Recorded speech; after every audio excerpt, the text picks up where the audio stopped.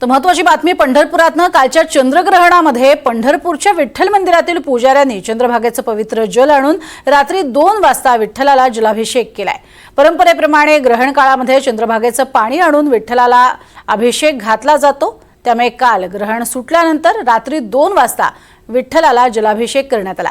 त्यानंतर शेजारती करण्यात आली। यासाठी मंदिरातील विठ्ठलाचे सेवक पुजारी यांनी चंद्रभागा तीरावरती जाऊन स्नान केलं आणि त्यानंतर हे पवित्र जल मंदिरामध्ये आणलं।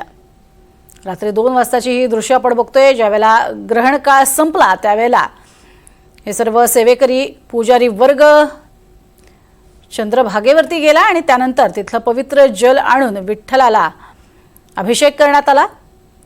प्रत्येक ग्रहण काळामध्ये अशी परंपरा ही जपली जाते। या काळामध्ये मंदिरं सुद्धा बंद ठेवली जातात ग्रहण काळामध्ये आणि ग्रहण सुटल्यानंतर अशा पद्धतीने जलाभिषेक केला जातो। चंद्रभागेचं पाणी आणून पांडुरंगाला स्नान घातलं जातं।